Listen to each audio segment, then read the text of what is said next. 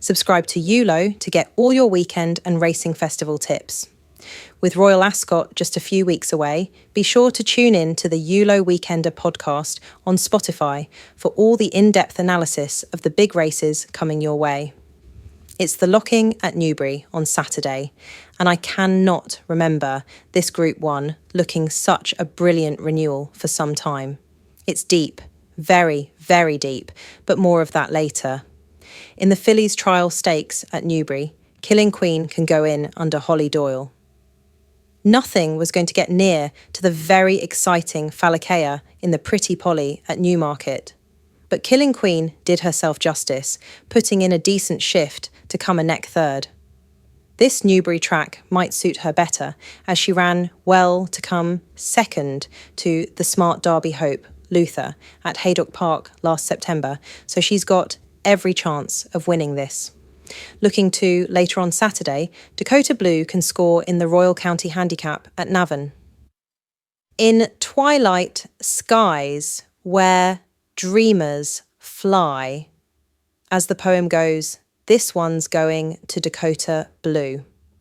I get that she's got to give weight to Aidan O'Brien's light as air, who finished with a flourish at Leopardstown on his first run this year, but Johnny Murtaugh's course winner was never stretched when scoring here last month, and this Sioux Nation gelding is probably a group horse running in handicap company. Dakota Blue to go in with a forecast on light as air, a tempting bet. Saturday's nap goes to post in the Carnarvon Stakes. Beware the Ides of March, don't they say in Julius Caesar? And although this is 2 months and 2 days later than that famous warning, this field had better watch out. Yes, I think Ides of March is going to be winning this for Aidan O'Brien, but you won't get much bang for your buck if you too think I'm right. The Ballydoyle handler can hardly put a foot wrong at the moment, and with the Irish Guineas meeting just week away, Aidan's got his timing spot on. Charlie Appleby's Symbol of Honour couldn't do at Newmarket what he's been doing at Meydan a couple of weeks back, but this ground will suit him, and it may have been that the 7-furlong trip stretched him a bit at headquarters. Richard Hughes's Saida Darian and Andrew Balding's Berkshire Warrior will both try to convert their all-weather form to the grass, so they make my shortlist. But this ground's going to be pretty quick, so it's a big step up for them both. You'll be missing some dots on your dice if you don't think this one's going back to Ireland, in my view, so Ides of March is the one to be on. My next best is Butterfly Wings, who is the one for me in the Yeats Stakes at Navan.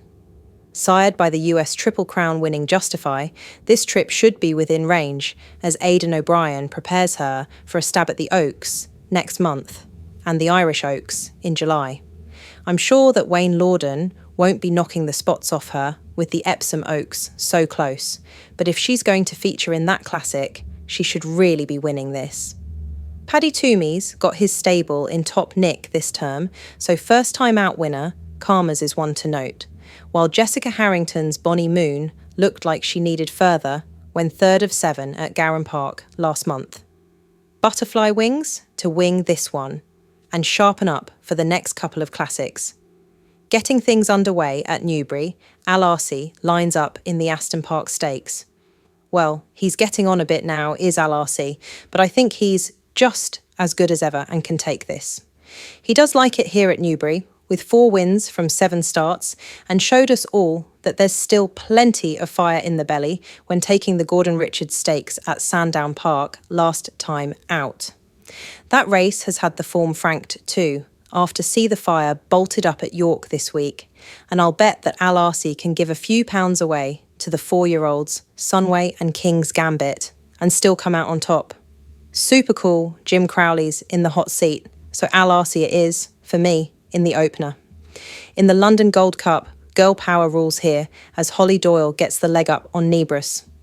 Roger Varian's Sadad is another getting a bit of support, but the big surprise for me is that the Pinatubo sired colts are showing plenty of stamina for these 10-furlong trips.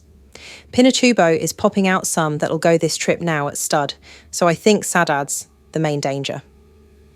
For Newbury's feature, the locking, I'm going to stick with Richard Hannon's Rosalian. Dancing Gemini looks a really top-class colt for Roger Teal, with wins at Doncaster and Sandown already in the book this season, and he has certainly returned a better model this term. However, Rosalian was my Guineas colt last year, and I just hope that he's as good as he was when he won the St James's Palace Stakes at Ascot's Royal Meeting. Notable Speech, winner of the 2,000 Guineas last year, and Fallen Angel make up the four, but Rosalian is my loyalty pick.